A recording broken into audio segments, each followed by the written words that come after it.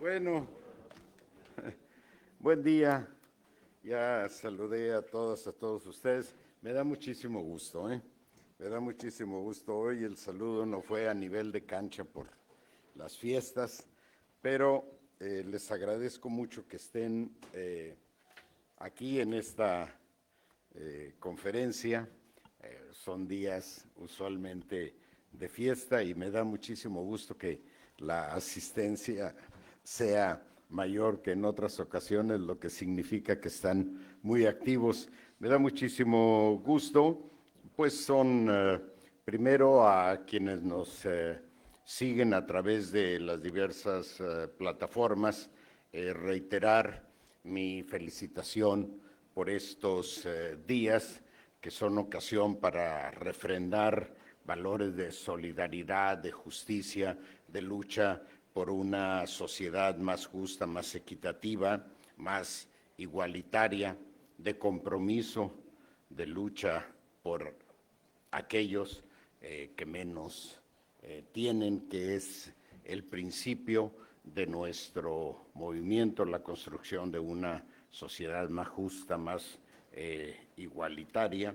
Esa es la esencia de nuestro movimiento, es la médula de nuestro movimiento, la construcción, decía, de una sociedad más justa. Así es que es momento de ratificar ese compromiso. El día de hoy vamos a hablar del programa epidemiológico a cargo del doctor Alomía, el programa de vacunación a cargo del doctor Jorge Tadei, quedó pendiente la ocasión anterior de hablar sobre los avances en la oficina de pasaportes. Alguien me preguntó.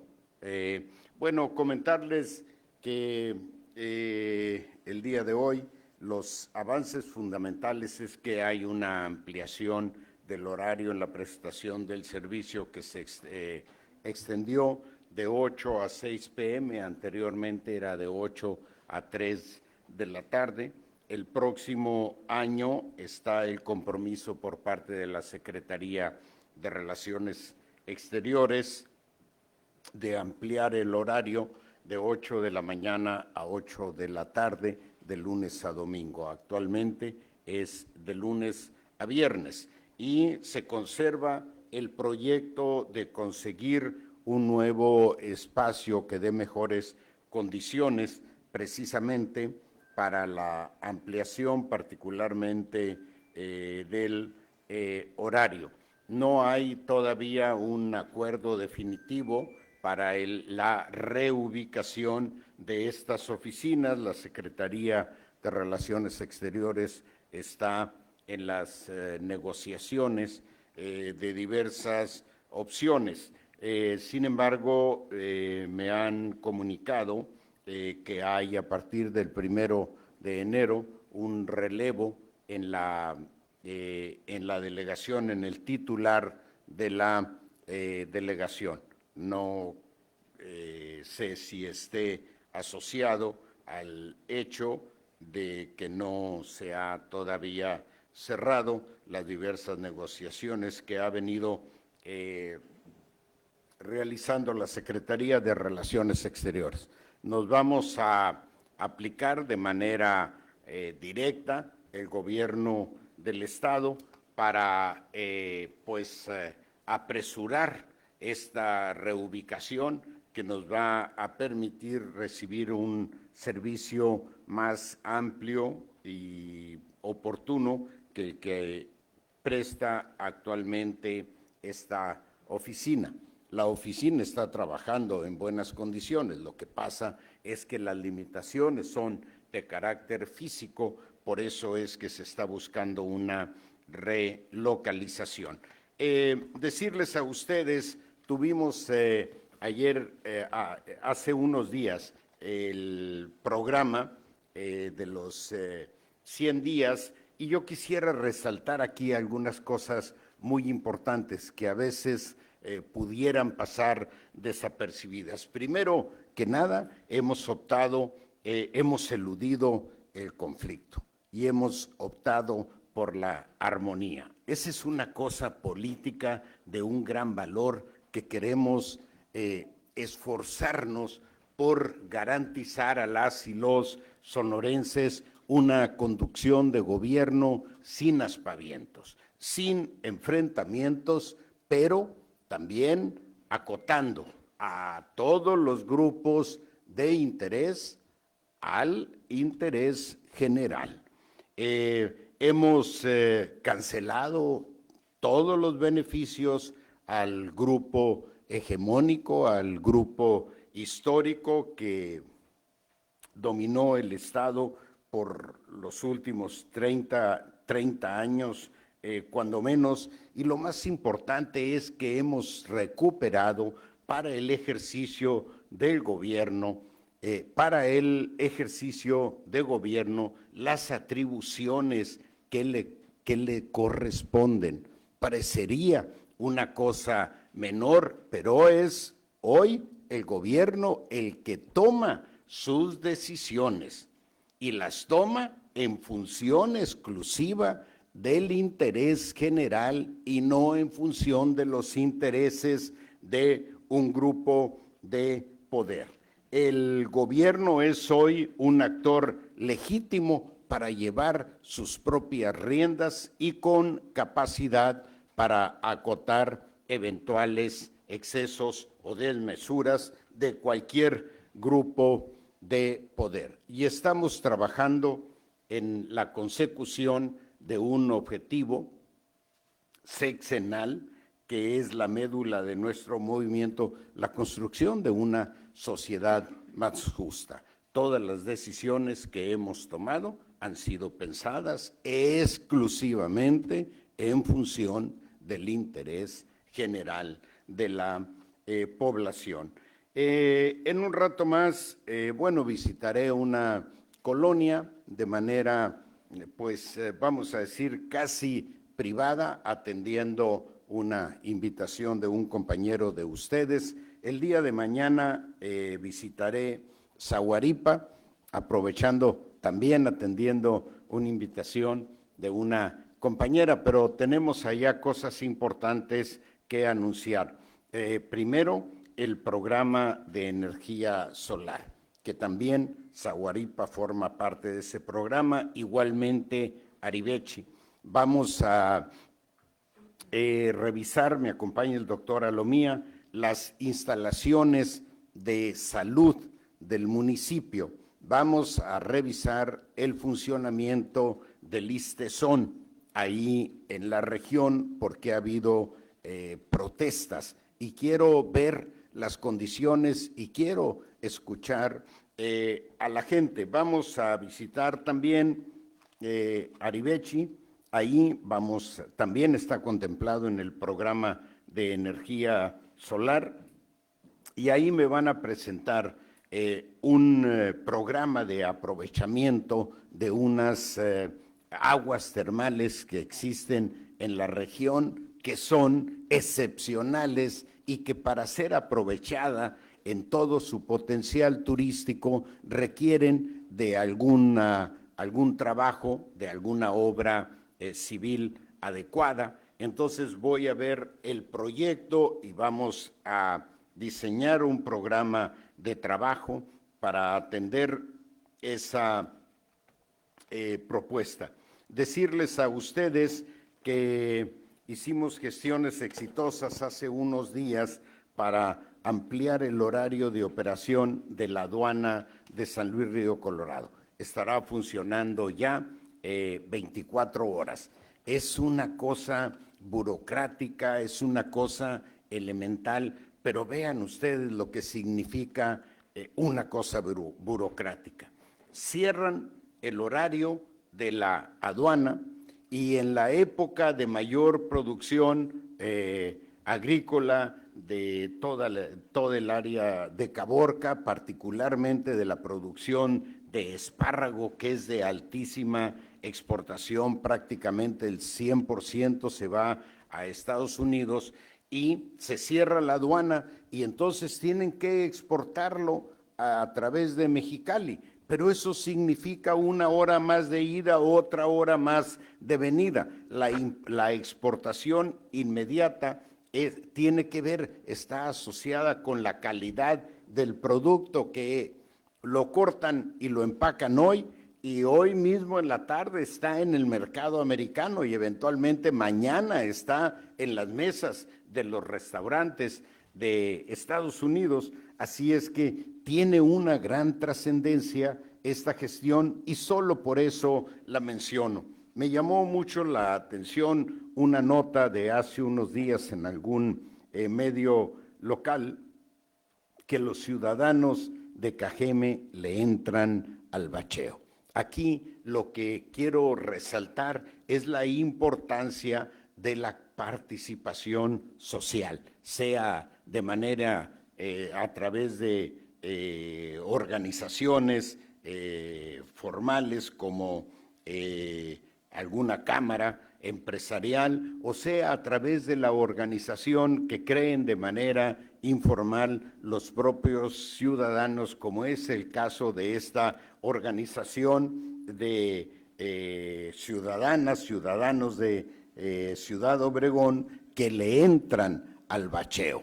El problema es grave y no hay que eludirlo. Aquí lo que quiero resaltar es la importancia de la participación social, que echándole montón a los temas, a algunos temas, es posible salir adelante.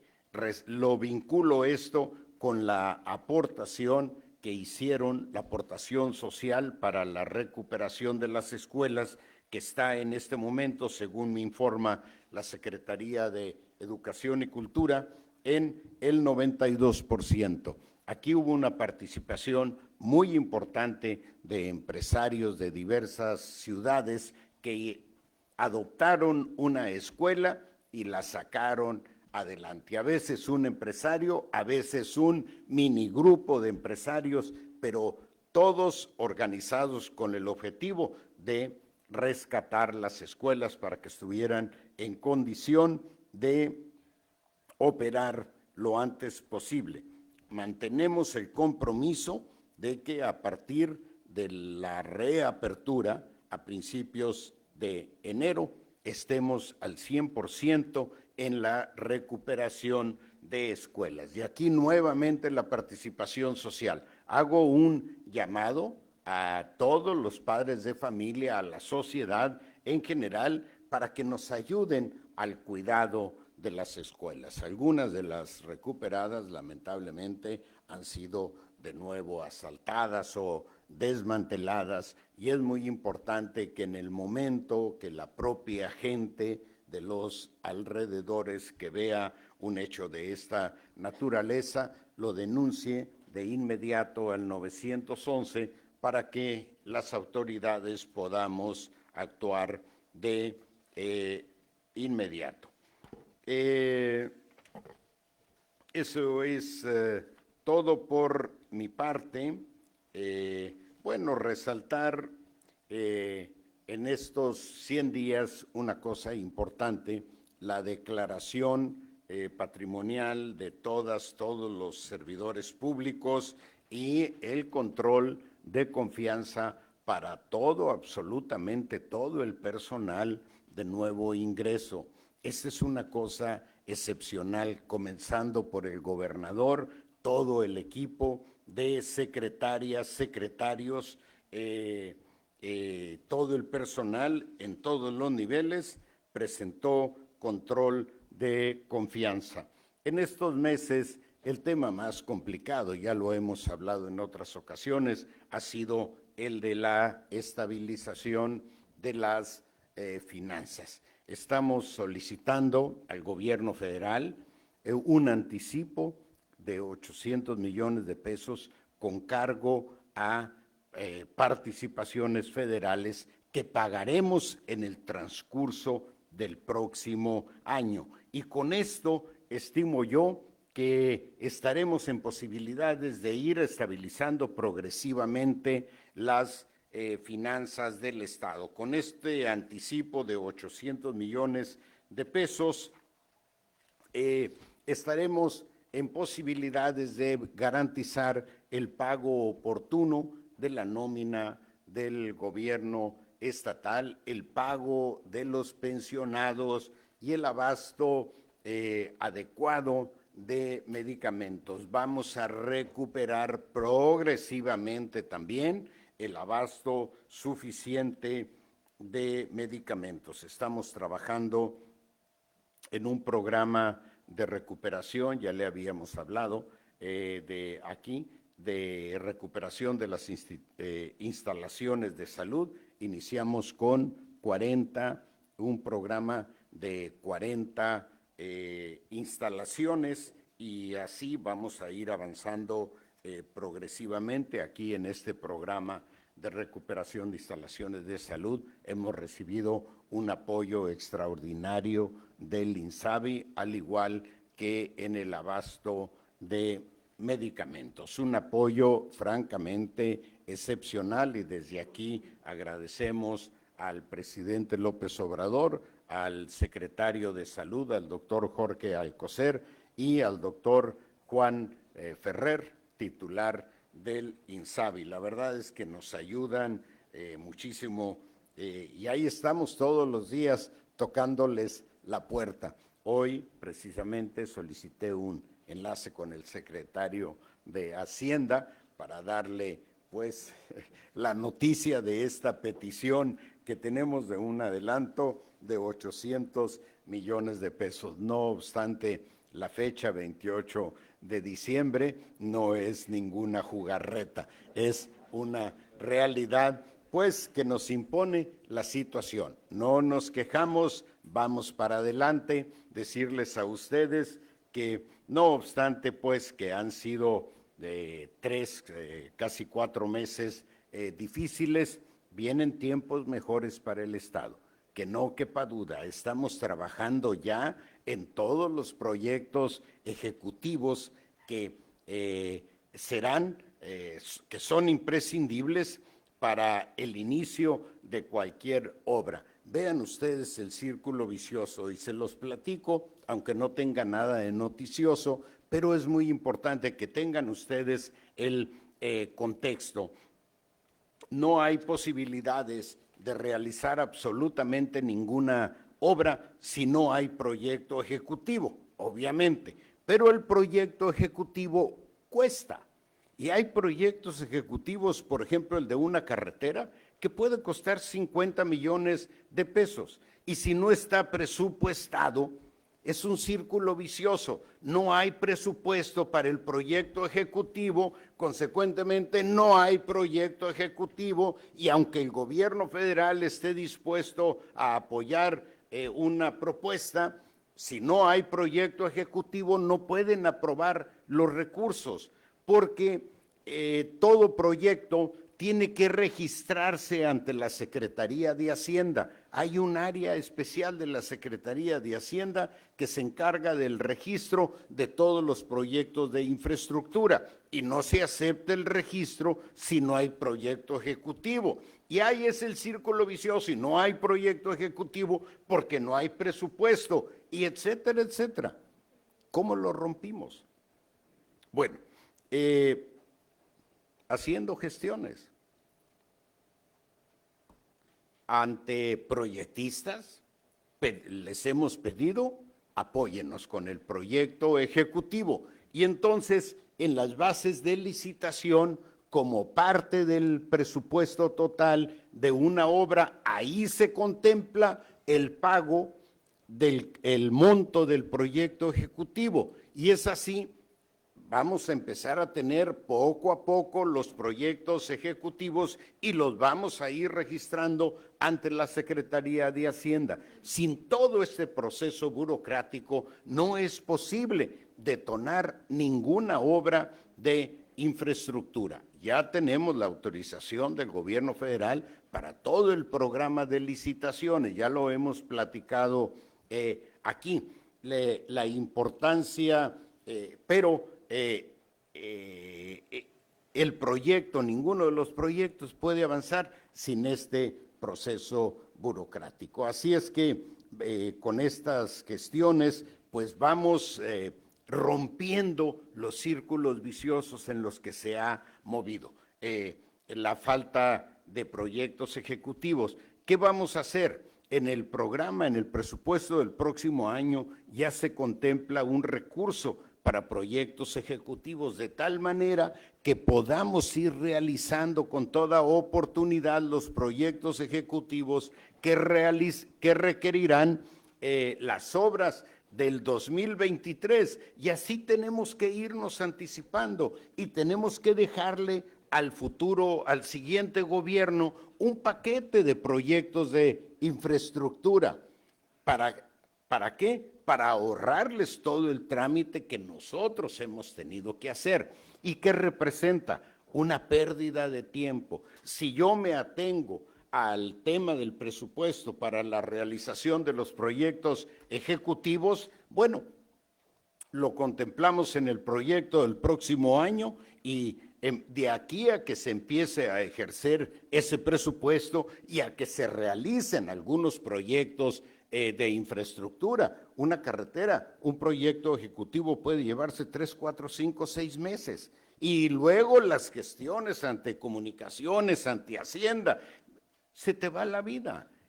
No hay tiempo para tanto. Por eso estamos buscando la forma de estos atajos para reducir los tiempos y que podamos detonar las obras cuanto antes. Hay una ventaja ahora, que el decreto del presidente López Obrador, que algunas obras las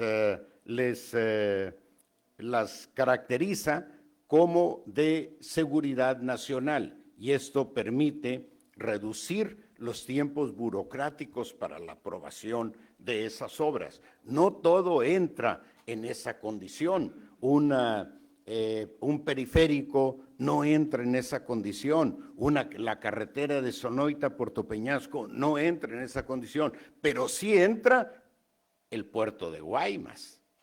Sí entra la renovación de toda el programa de renovación de aduanas. Eso sí entra. Consecuentemente, como Dios existe y como dice Paco Taibo, y es de izquierda, pues esos dos programas que son la esencia de la inversión en Sonora el próximo año, el 2022 y el 2023, entran en el programa de seguridad nacional y consecuentemente se reduce a un par de semanas los tiempos que se le dan a las dependencias para otorgar o no una autorización.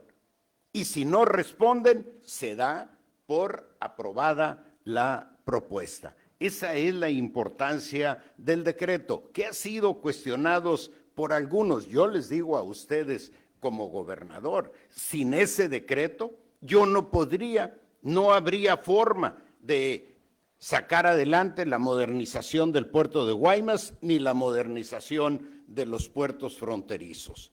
Así es que más que bienvenido ese decreto presidencial. Desde el otro lado de la barrera, en términos puristas, luego es difícil comprender la trascendencia positiva de este decreto.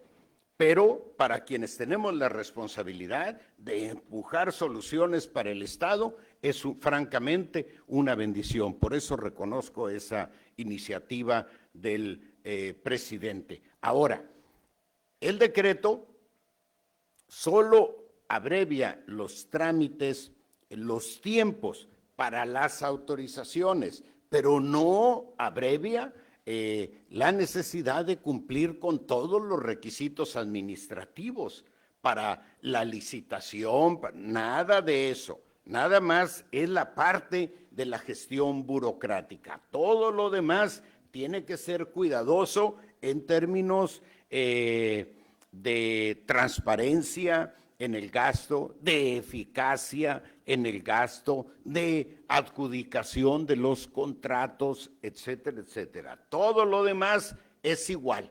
No se trata de que le den a uno oportunidades de meter la mano. No tiene que ver con eso, tiene que ver con la necesidad de reducir los tiempos del propio gobierno para dar autorizaciones a obras calificadas como de seguridad nacional. Así es que eso ha sido francamente, reitero, una bendición para nuestro Estado, porque los recursos que se autorizaron ya para estos dos programas, modernización de las fronteras y modernización del puerto, tienen un término perentorio, 2022 y 2023. Así es que todas las obras de modernización tienen que realizarse en estos 2 años y, haciendo cuentas grosso modo, estimo que esa inversión total va a representar 10,000 millones de pesos. Es es un monto que no se consiguió en todo el sexenio pasado.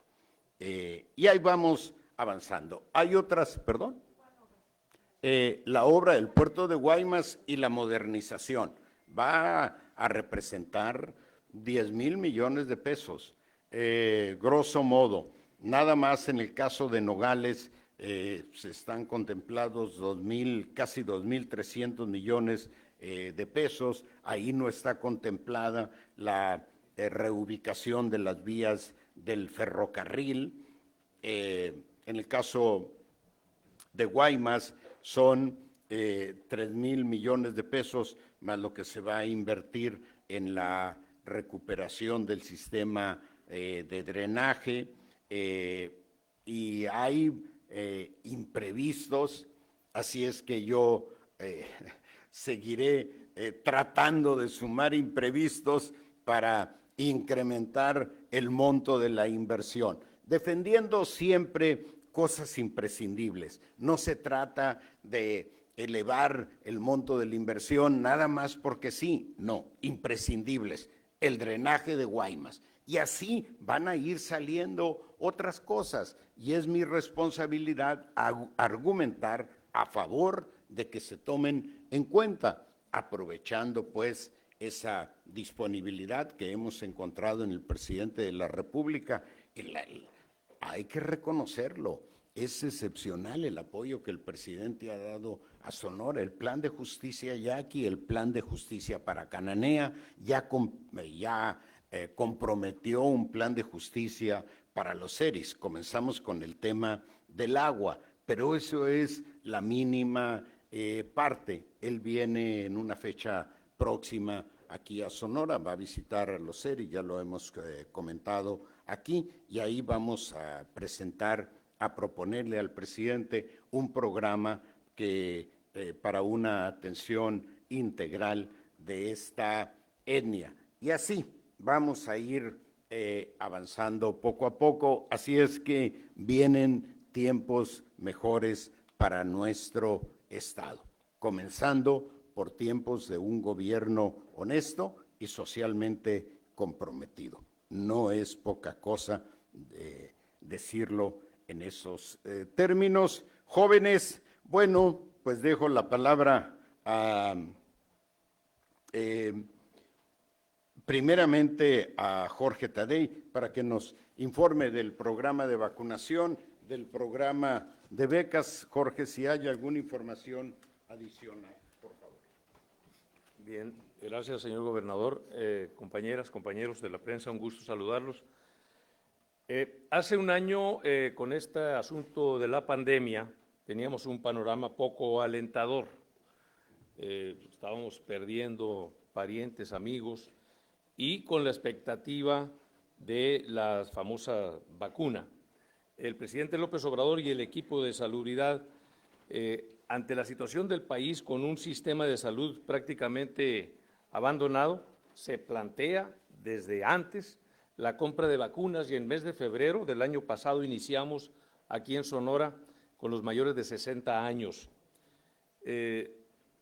Voy a hablar un poco de las cifras, pero antes quisiera un reconocimiento al sector salud estatal, al Instituto Mexicano del Seguro Social, la coordinadora Correcaminos, que es la directora Lourdes Díaz, la Sedena, la Secretaría de Marina, la Guardia Nacional, los ayuntamientos, el personal de bienestar y los servidores de la nación, que pues cumplieron un papel, un rol que hoy podemos presumir de bastante efectivo el programa de vacunación en Sonora. Y sobre todo, hay que decirlo también, a la gente que ha tenido un comportamiento ejemplar en este proceso masivo, a veces atropellado, pero la gente ha sido respetuosa y lo quiero decir también, me parece que se ha venido restableciendo un poco la confianza de la gente en el gobierno. Yo ya, como buen adulto mayor, me puse mi tercera dosis esta de refuerzo y la gente muy tranquila esperando, con la confianza pues de que el gobierno no está engañando, no está tratando de hacer otra cosa que no sea el beneficio para la ciudadanía. Y bueno, el reconocimiento que siempre lo he externado en cualquier situación a la prensa, juega un papel extraordinario de comunicación, lo hemos hecho sin recursos y eso es algo muy valioso de parte de ustedes. En Sonora se han aplicado 3.360.000 dosis a población mayor de 15 años y 1.6 millones de esquema completo a los de mayores de 18 años. Recuerden que pusimos la de 15 a 17 y viene la segunda dosis ahora en enero. Iniciamos ya con los refuerzos, primero con los de 60 años y más, y ya vacunamos en Hermosillo, Cajeme, Guaymas, Nogales, Bacum y San Ignacio Río Muerto, prácticamente 90.000 dosis. Estamos ahora vacunando en Cajeme para cerrar el año y en la primera semana de enero iniciaremos con Caborca, Navojoa, San Luis Río Colorado, las demás poblaciones. Terminando eso, nos vamos a los 48 municipios pequeños, donde se tienen 21.000 adultos mayores de 60 años. Vamos a aplicar ya los primeros días de enero, en función de cómo se surtan las dosis, al personal médico y educativo. Nos llegó el día de ayer 53.230 dosis de Pfizer para aplicar a jóvenes adolescentes de 14 años. Vamos a iniciar entonces en enero y dejarles también la nota de que siempre pues, hay para los rezagos, ¿no? El presidente López Obrador ha dicho, pues el que llegue rezagado. Y el compromiso con el gobernador y con todos de que pues, hay que lograr vacunarnos todos, así que si todavía queda alguien que no haya recibido la vacuna, pues es bienvenido en este proceso que vamos a iniciar a partir de la semana próxima. En el caso de las becas, pues es un programa también muy fuerte, muy importante. Hemos entregado las 96.000 becas a los muchachos de las prepas, primaria y secundaria 33.000 y 6.000 a jóvenes universitarios. Entonces, trabajamos en este asunto de que hubo algún problema como hackeo de las tarjetas, entonces tuvimos que reiniciar el proceso un poco arduo para registrar los 30.000 nuevos muchachos de preparatoria, lo hemos terminado exitosamente también. Esa sería nuestra información, es cuanto, señor gobernador. Muy bien. Gracias, Jorge. Miren ustedes, ahorita en la participación del doctor Alomía, podrán ustedes registrar que hay sin duda una contención, un control no definitivo, pero sí muy avanzado del nivel de contagios. Y esto es gracias al programa, a la eficacia del programa de vacunación a nivel nacional, pero particularmente aquí en el estado ha sido excepcional, así es que nuestro reconocimiento a todos aquellos que lo han hecho posible. Ya que Jorge habló del programa de becas, antes de darle la palabra al doctor Alomía, decirles a ustedes que hemos avanzado mucho en el programa de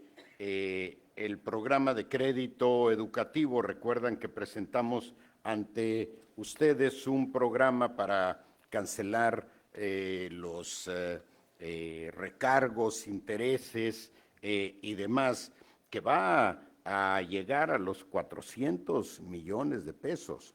Va a llegar a los 400 millones de pesos y va a beneficiar a 27,000 estudiantes o ex estudiantes rezagados en el pago.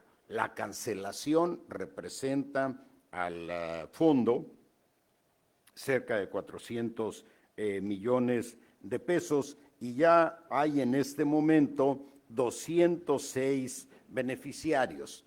Así es que hago un llamado a los jóvenes estudiantes que se hayan rezagado en el pago de su compromiso con el fondo educativo, que se acerquen para regularizar su situación, aprovechando esta decisión del gobierno del estado de cancelarles absolutamente todos los intereses. Lo ideal, desde mi punto de vista, sería cancelar todos los créditos, pero eso no es posible, porque el fondo tiene que retroalimentarse para seguir prestando a los que vienen atrás en situación económica difícil. Ya conseguimos del Congreso la autorización para reducirle casi poco más de 50% de su presupuesto y destinar ese fondo a un programa de becas. El monto de la beca va a depender de un estudio socioeconómico mínimo de cada estudiante. Por ejemplo, en el caso de los estudiantes de la sierra, que son usualmente los municipios más atrasados, la beca va a ser de 2,000 pesos mensuales. Esto va a ir reduciendo la necesidad de los propios estudiantes de recurrir a sus becas. Edgar, que lo incorporen mañana también, porque lo vamos a presentar ahí en Zaguaripa y Aribechi, el número de estudiantes de educación superior de estos dos municipios. Por ejemplo, en el caso de Bavispe, pues son alrededor de 40 estudiantes y lo sé desde antes, porque yo con mis ingresos pues les otorgaba una beca mínima de 1,000 pesos mensuales, nada más. Fíjense ustedes, con mis propios recursos, con mis propios ingresos, por muchos años lo hice, nada más que el ayuntamiento les otorgaba también 1,000 pesos mensuales, más 1,000, pues ya son 2,000 pesitos que te ayudan muchísimo. Sin embargo, cuando el ayuntamiento registra que yo le estoy otorgando esos 1,000 pesos, les cancelan lo que les daban. Esas cosas no se valen, no se deben hacer.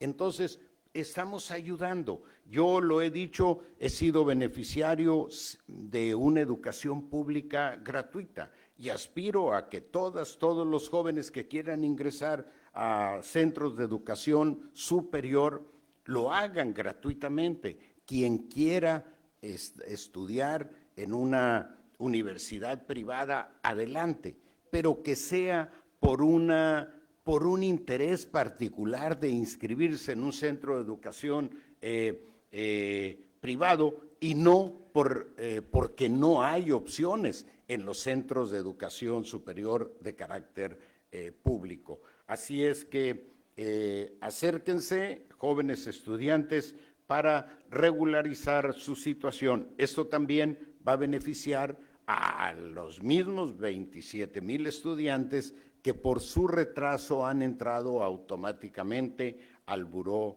de crédito. Eso lo vamos a cancelar porque no puedes hacer nada sin ese historial de crédito negativo. Vamos a borrarlos, vuelta a la página y a reconducir el compromiso de pago que se tiene con este fondo. Mi estimado doctor, adelante, por favor.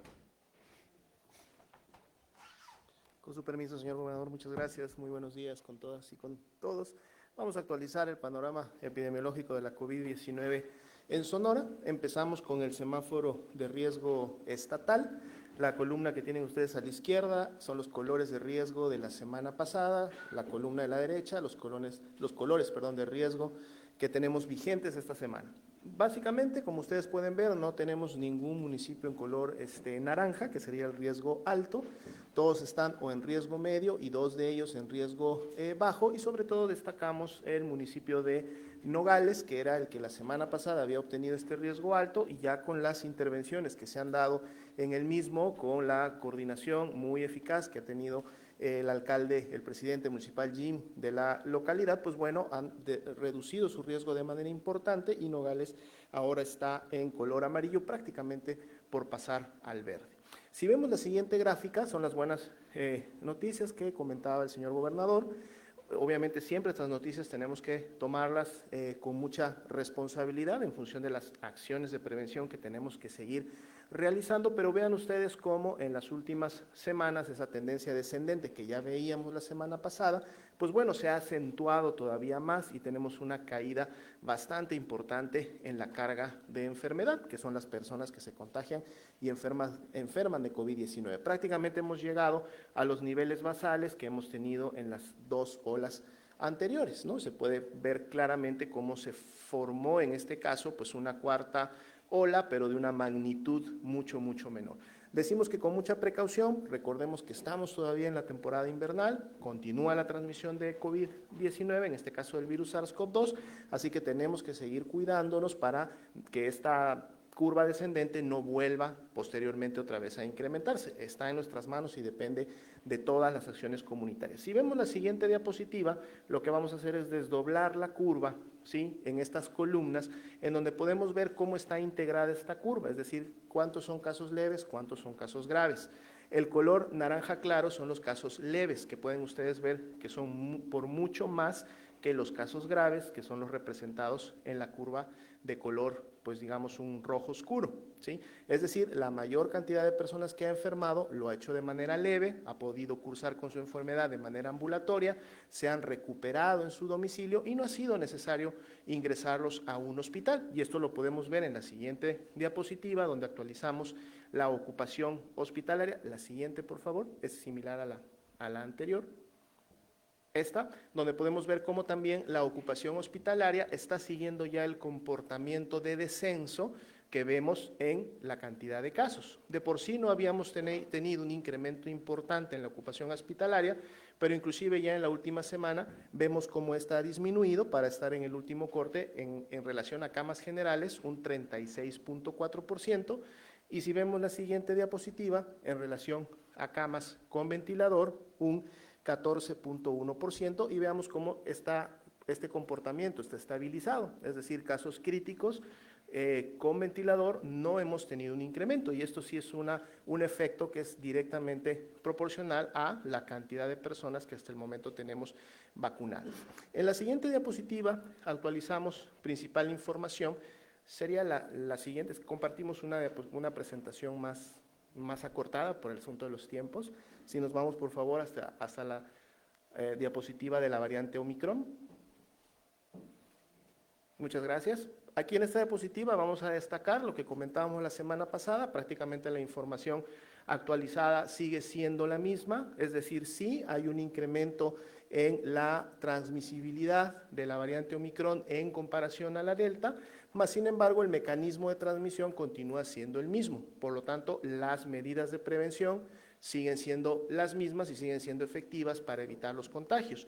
Y lo que comentábamos también la semana pasada, que la información hablaba de que esta nueva variante tiende a producir menos enfermedad grave que la que produce Delta, se sigue también confirmando. Nuevos datos nos dicen que la variante Omicron, la admisión hospitalaria es 50 a 70% menor en comparación con la Delta, y que la demanda en los servicios de urgencia es de un 31 a un 45% también menor que en comparación de la Delta. Si esto se sigue dando, pues obviamente vamos a tener una variante que no es, digamos, más virulenta y por lo tanto más peligrosa que la variable Delta que ya conocíamos. Solo recapitular que ya son más de 119 países en todo el mundo que han detectado esta variante. México actualizaba datos con 42 casos confirmados, y en el caso específico del estado de Sonora aún no recibimos ningún caso confirmado identificado por secuenciación genética por el INDRE de los casos que hasta el momento hemos mandado a estudiar. Y finalmente la última diapositiva, que es la de los aforos y del riesgo, es muy importante recordarla. Esto sigue vigente, es precisamente las acciones que nos permiten en su momento controlar y reducir los contagios cuando estas son implementadas de manera coordinada en los diferentes municipios. Cuando estamos en color verde, pues no hay muchas restricciones que aplicar. Cuando estamos en un nivel de riesgo amarillo, los aforos bajan a un 75%. Cuando estamos en el naranja, bajan a un 60%. Y en base ya, y gracias a la vacunación, aun cuando en algún momento se pudiera estar en rojo, que es el riesgo máximo, se puede mantener todavía un aforo del 30%. Entonces es importante que todo esto se aplique y se está aplicando y supervisando, pues desde un estadio de béisbol hasta un restaurante, un teatro, un cine, y con esto entonces podemos contribuir a que los contagios se mantengan a la baja. Muy bien. Gracias, doctor. Muy bien. Gracias, doctora Lomía. Bueno, si hubiese alguna pregunta, encantado, y si no, seguimos con la agenda, jóvenes. Adelante. Adelante. No, adelante. Mónica Miranda de...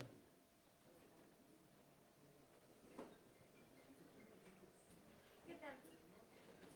Buen día, gobernador. Mónica Miranda de Mega Noticias. Pues primero que nada preguntarle los hechos ocurridos ayer por la noche en Cajeme, en donde pues perdieron la vida un abogado y un reportero. Ya se investiga, se notificó por la Fiscalía General del Estado, pero en ese sentido preguntarle acerca de la estrategia. Si bien hoy dijo el presidente que 13% se había disminuido los homicidios en Sonora de agosto a la fecha, pero pues en Cajeme es la excepción.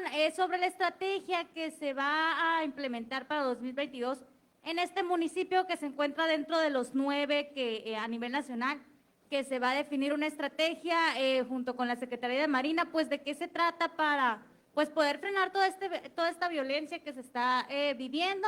Y por otra parte, preguntarle sobre el reporte que tiene de los migrantes que llegaron el pasado jueves por la noche. Ya se notificaba que hoy dieron los últimos documentos, los últimos permisos de estadía aquí en el estado. Ver qué reporte, qué trato se les dio a los migrantes y si tiene pues información, si van a permanecer aquí en municipios de Sonora. Gracias.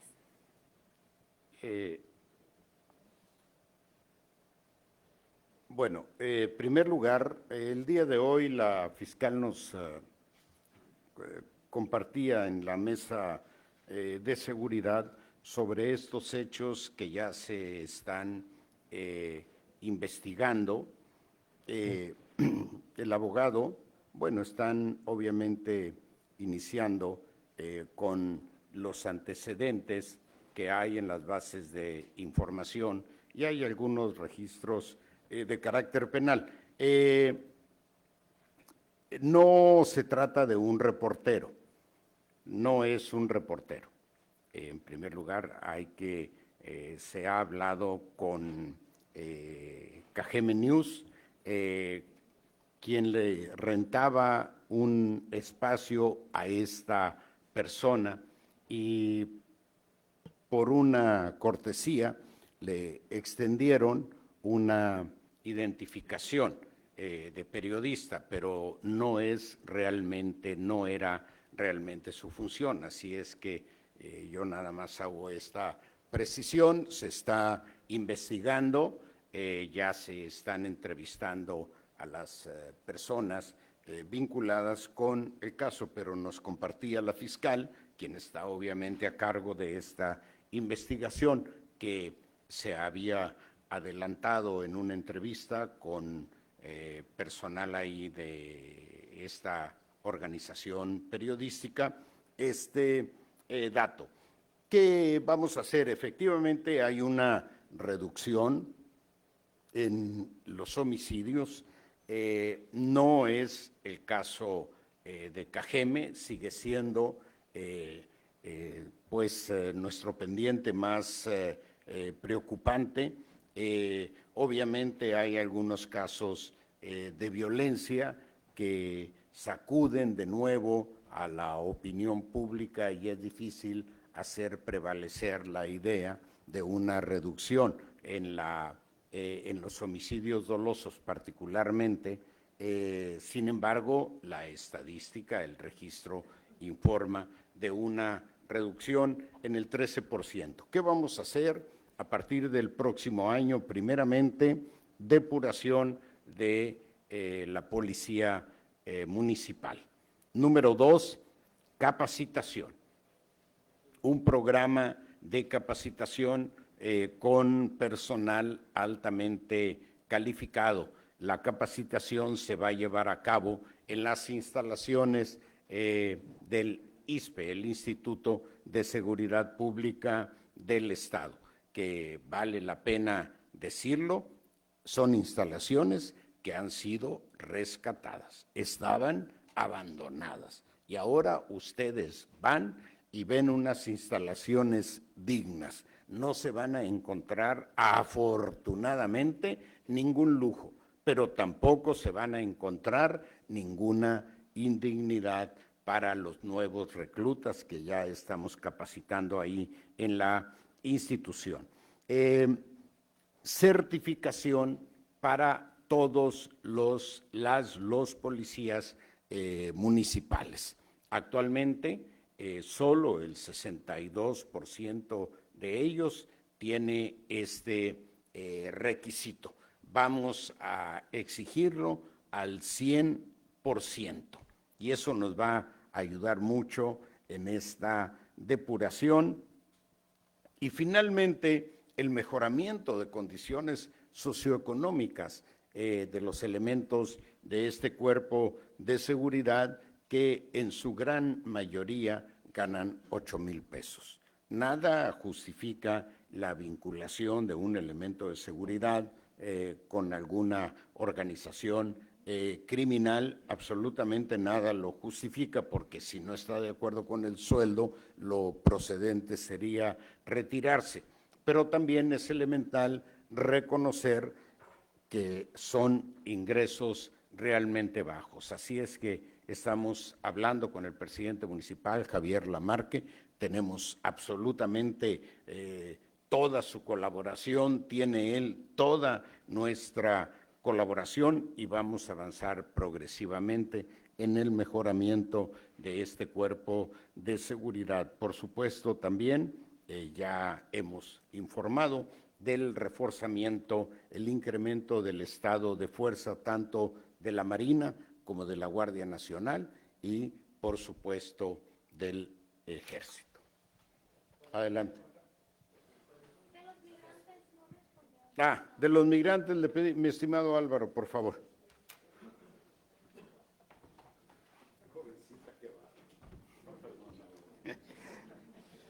Gracias, gobernador. Efectivamente, en vísperas de Nochebuena, nos amanecimos con la información de que cerraba el albergue Casa del Peregrino en la Ciudad de México y que alrededor de 450 migrantes de El Salvador, Haití, Cuba, Guatemala se iban a trasladar a Nuevo León, Chihuahua y Sonora, la mayoría a Sonora, 279. Nos preparamos para eso. El día jueves pasado tuvimos reunión de todas las oficinas que tienen que ver con el tema. Hicimos todos los preparativos para recibirlos y que el motivo de su estancia aquí en el albergue del Instituto de Migración era justamente terminar con los trámites de su visado humanitario. Al día de hoy se emitieron 202 visas de las 279. La diferencia es que algunos de los que venían ya tenían el trámite completo o algunos no tenían todos los requerimientos que se solicitaban. La mayoría de ellos ya se retiró, ¿sí? 219 de ellos van rumbo a Sonoita, porque en Sonoita tienen una oferta de trabajo. El resto va hacia Tijuana y Mexicali, ¿sí? Muchos de ellos por vía propia, es decir, ellos tenían sus propios recursos, los camiones que los trajeron aquí a Hermosillo se retiraron inmediatamente. Cuando se les concluía su visa, ellos podían tener libertad para viajar por un año en todo el país y muchos de ellos automáticamente empezaron a retirarse. En la actualidad ya no tenemos estos migrantes en la localidad. Muchas gracias. Adelante, Álvaro. Juan Antonio Pérez de Nota Central y del programa Los Expulsados. Dos preguntas, gobernador. Una, ya hay estados que están declarándose que no van a iniciar clases a partir del 3 de enero.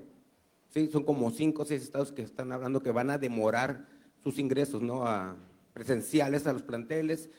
Saber si Sonora está en ese análisis o si está el compromiso de iniciar las escuelas presenciales el 3 de enero, ¿no?, este próximo. Y la segunda es, ya que estamos en diciembre y va por concluir el año, y lo que hemos escuchado de sus 100 días de gobierno, ¿cuál es la visión de Alfonso Durazo? ¿Cuál es el legado que Alfonso Durazo, gobernador del estado de Sonora, les pretende o quiere dejarle a los sonorenses en este gobierno? Ok. Bueno, primeramente ratificamos nuestro compromiso de iniciar al 100% las clases presenciales. Jorge Tadei hablaba del refuerzo de las vacunas para el personal, precisamente de los servicios educativos, de tal manera que no corran absolutamente ningún riesgo y eso facilite el retomar el compromiso de las clases presenciales, porque no solo se trata de los padres de familia que lleven a sus hijos, se trata también de que los maestros regresen en condiciones de seguridad y darles esa certeza para que no sea un argumento en contra del regreso a clases. En materia de legado, bueno, primeramente vamos a dejar constancia en estos 6 años de un gobierno honesto, de un gobierno transparente, de un gobierno con vocación democrática, de un gobierno que no lastima a nadie, absolutamente a nadie. Ustedes no registran en estos 3, 4 meses ninguna campaña contra nadie en lo personal. Denunciamos hechos que no se debieron haber presentado, los denunciamos ante la opinión pública, pero es un gobierno que trata de conducirse con pleno respeto a todas y a todos los sonorenses, con independencia de las diferencias políticas o ideológicas que tengamos con algunos, en algunos casos muy marcadas. No renunciamos a ninguna de nuestras expresiones de campaña respecto a esos grupos de poder, pero eso no significa que utilicemos el gobierno de manera facciosa en contra de ellos. Un gobierno, pues, democrático, un gobierno que opta por la armonía, un gobierno que se conduce con sobriedad, que le restituyó al ejercicio del poder la sobriedad que nunca debió haber perdido. Un gobierno sin jolgorios, sin superficialidades, un gobierno austero, como deben ser todos los gobiernos, un gobierno sencillo, a ras de suelo y de puertas abiertas. Y ya, de paso, aspiro a dejar una nueva clase política. Por eso la integración del gobierno de tantos jóvenes al gobierno, hombres y mujeres. Y aspiro a que en el entreveramiento generacional podamos dejar a una nueva clase política que pueda venir al relevo con la certeza de que va a conducir el gobierno bajo estos principios elementales, que son los de la 4T, pero aquí yo no estoy poniendo elementos de carácter ideológico.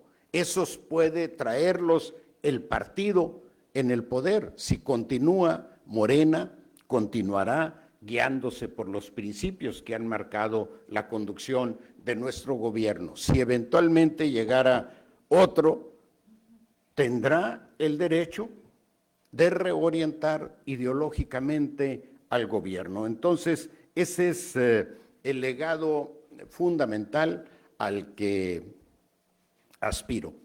Regresar el sentido de responsabilidad y compromiso en el servicio público. que una oportunidad en el servicio público no sea una oportunidad para robar, no sea una oportunidad para enriquecerse. Creo que tenemos que restituirle ese sentido de compromiso a la función pública. Katia Félix, del Mitotero, gobernador. La alcaldesa Carla Córdoba confirmó que bajaron 200 personas de una embarcación en Guaymas. ¿Confirmó que qué? Que bajaron 200 personas de una embarcación en Guaymas, Sí. donde había tripulantes con contagio positivo, los casos de COVID-19. Quisiera saber si esto, aparte de haber sido confirmado por la alcaldesa, tiene una estrategia y un manejo por parte de la Secretaría de Salud. Ahí está la pregunta, mitoteros. Sí, por supuesto que sí.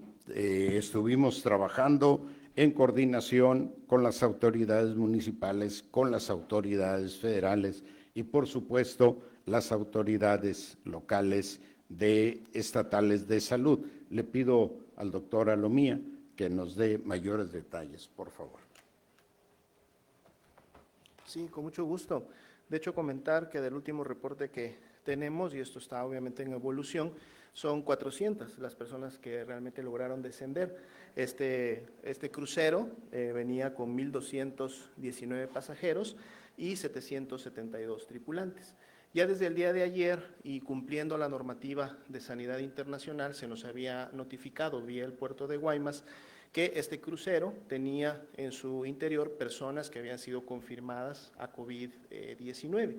Siguiendo la misma regulación, se hizo la consulta que estas personas ya se encontraban en aislamiento en sus camarotes al interior del barco. La última información que tenemos es que son 30 personas, de las cuales son 28 miembros de la tripulación y solamente 2 pasajeros. Estas personas mantienen el aislamiento que fue indicado por los oficiales de sanidad del mismo barco. Estos traen servicios de atención médica y todo. Por lo tanto, obviamente estas personas no descienden, estas personas deben de mantener su aislamiento. Las personas que no fueron identificadas y por lo tanto clasificadas ni como casos ni como contactos, entonces pueden sin ningún problema descender del buque. De todas maneras, se integró un operativo. No existe un riesgo como tal, se integró un operativo formado por la COESPRISON y por la Secretaría de Salud, específicamente la Jurisdicción Sanitaria número 4, en donde al momento se colocó un filtro sanitario al momento del descenso, es decir, se tomó la temperatura, se ofreció alcohol gel, se revisó que las personas tuvieran el cubrebocas y de haberse identificado algún caso sospechoso, se tenían pruebas rápidas de COVID-19 para proceder a la toma. De todas las personas que bajaron del barco, ninguna cumplió con clasificación de caso sospechoso. Como sabemos, las personas volverán a subir al barco en el transcurso de la tarde y podrá continuar su viaje. Recordemos que COVID-19 está presente en Sonora, en Guaymas, en todo México, por lo tanto no es una enfermedad que por proceder del extranjero represente un riesgo diferente al que ya tenemos. En este momento el puerto de Guaymas se encuentra específicamente el municipio de Guaymas en semáforo de color verde, por lo tanto sus actividades pueden llevarse a cabo. No se sabe porque recordemos que estas son pruebas antigénicas que se toman en el barco. Recordemos que para poder identificar una variante se necesita de secuenciación genética, que es una prueba altamente especializada. ¿Son 400 los que bajaron? Sí, 400 los que bajaron según el reporte que tenemos de la autoridad sanitaria en el puerto. Muy bien. Javier Villegas, por allá. Javier. Gobernador, Adelante. preguntarle si los 800 millones de pesos que se les acaba de pedir a Ramírez de la O, secretario de Hacienda, son adicionales a lo que ya nos ha anunciado el secretario de Hacienda, Omar del Valle Colosio, si son, pues si se agregan, ¿no?, a este monto de, ¿qué se puede decir?, de créditos de corto plazo. Y la otra pregunta tiene que ver si hay pronósticos de qué tanto va a crecer la economía de Sonora este 2021 y si se retiene o si se refuerza el pronóstico de crecimiento para el 2022 del PIB sonorense. Sí. No, del 21 ahora. Sí, por favor. Y el 22. Efectivamente, Javier, son adicionales. Pero estos tienen una característica, son recursos con cargo a participaciones que corresponden al Estado y que se van descontando parcialmente a la entidad. Aspiramos a no requerir recursos adicionales a estos solicitados gracias al programa de austeridad que nos va a permitir ahorros por 5,300 millones de pesos el próximo año. Y eso es lo que nos va a permitir recuperar una estabilidad manejable para el 2023. Y todavía el 2023 seguiremos consolidando las finanzas para dejar en la conclusión de nuestro gobierno finanzas sólidas que no ha conocido la entidad, salvo en el caso del gobierno del doctor Ocaña, que dejó recursos en caja, el gobierno de Eduardo Burs, que dejó también recursos en caja. El doctor Ocaña no se endeudó, en el caso del gobierno de Burs hubo créditos para obras que son visibles, hubo también recursos en caja, que son el principal signo de estabilidad y que le dan un margen determinado de maniobra al gobierno entrante, margen con el que nosotros lamentablemente no contamos, pero es nuestra responsabilidad ahora estabilizar el barco. Conservamos los pronósticos de crecimiento. La economía del Estado, no obstante su relevancia, no tiene el impacto suficiente como para conducir la economía nacional, es más bien a la inversa.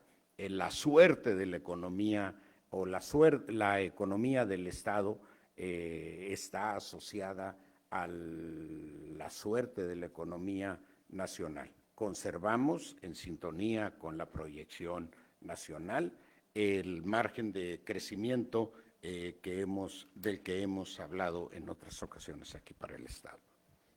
Adelante. Ya creo que sí, gobernador. Joven, vamos a salir. Sí, gobernador, Demián Duarte del Sonora Power.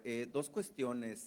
La primera es, ahorita se estaba refiriendo al déficit, situación grave que le heredó su antecesora, y en su mensaje de los 100 días usted subrayó un extrañamiento hacia la exgobernadora Claudia Pavlovich y las autoridades. Sí.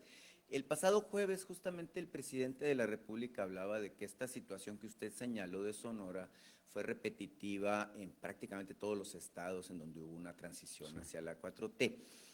Mi pregunta en específico respecto a la gobernadora Pavlovich es si ya se avanzó con las auditorías, las revisiones, y muy en específico, porque es una pregunta que se hace reiteradamente por parte del público, es si se van a fincar responsabilidades en contra de la gobernadora y en contra de sus colaboradores ante esta situación de quebranto. La segunda, que llamó la atención, yo pensé que estaba en el Día de los Santos Inocentes cuando la vi, es el nombramiento de David Figueroa Ortega como integrante de su gobierno, representante del gobierno de Sonora en Arizona.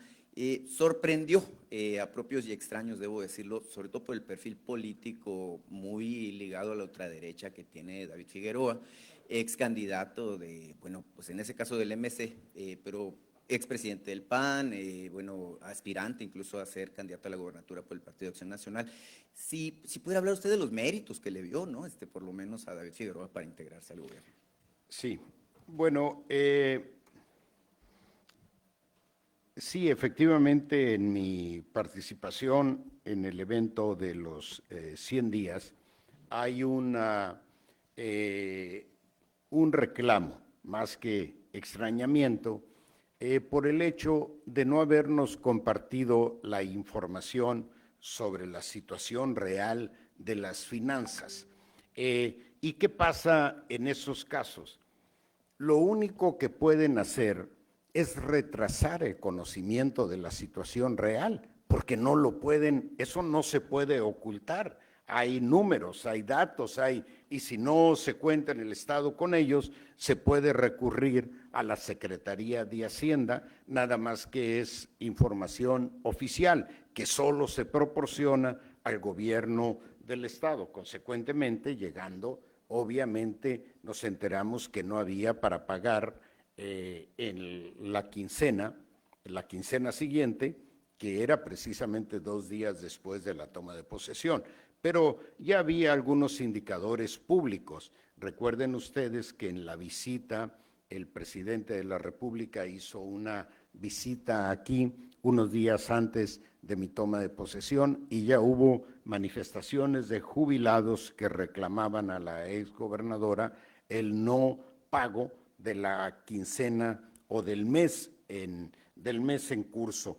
Iniciamos varias auditorías. Le voy a pedir a Guillermo Noriega que nos acompañe, por favor, en la siguiente conferencia de prensa para que nos dé un informe detallado. Las auditorías también llevan tiempo, están en curso y las denuncias se harán contra quien resulte responsable según las conclusiones de la auditoría. Así es que yo no puedo hablar de una denuncia contra la exgobernadora, es contra quien indique en la auditoría una que tiene una posible responsabilidad. En el caso de del nombramiento de David Figueroa, bueno, hay que recordar que David fue cónsul varios años en Los Ángeles.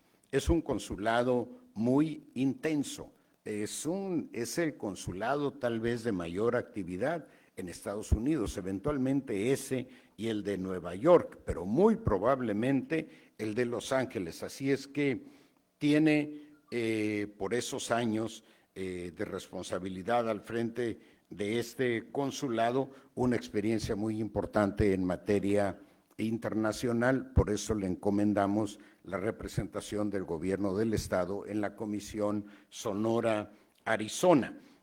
Obviamente hablamos de las diferencias políticas, pero también acordamos que esas diferencias políticas no serían motivo de la responsabilidad o de su desempeño en el encargo que le hemos encomendado. David es un agente profesional, entiende muy bien estas cosas y estoy seguro que va a ser una pieza muy importante en la dinamización de las relaciones Sonora-Arizona. Pero no solo aspiramos a fortalecer esas relaciones, sino aspiramos a ampliar nuestro círculo de vinculación con todo el suroeste de Estados Unidos, tenemos una partecita de frontera con Nuevo México, está Colorado, está Utah, está Nevada y eventualmente California, donde David particularmente dejó muy buenas relaciones. ¿Por qué el suroeste de Estados Unidos?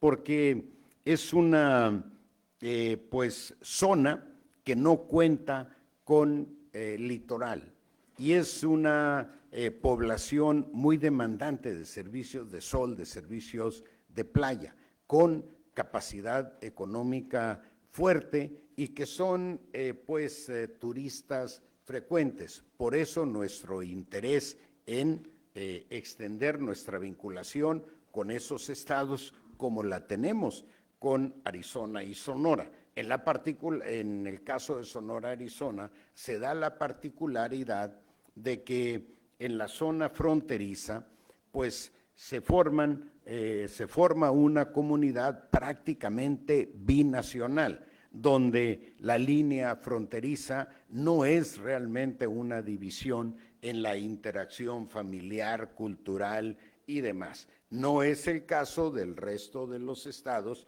pero aspiramos a convertirlos en nuestro objetivo de promoción del potencial turístico de Sonora.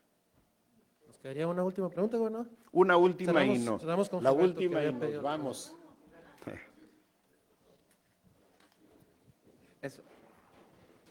Gracias, gobernador. Adelante. Retomando el tema del presupuesto que se reforzó con el crédito de 900 millones a corto plazo, como se anunció, y con este anticipo de participaciones que menciona usted de 800 millones, gobernador, y particularmente cuando menciona usted que esto le va a ir dando estabilidad a los presupuestos a partir del 2022-23 en adelante. ¿Qué medidas son, gobernador, específicamente las que se van a tomar en el ejercicio ya del presupuesto para ir saneando las finanzas? Si va a haber ajustes en la forma en la que se invierta, impuestos, nuevas medidas fiscales. Y en un segundo tema, gobernador, que menciona usted ahorita respecto a este medio de comunicación que otorga una acreditación por cortesía, que a mí me parece muy delicado esa decisión que haya tomado este medio. No deberíamos los medios de comunicación dar acreditaciones por cortesía a nadie. Podría meterse alguien aquí incluso con una acreditación de esas, con una intención distinta a la de informar.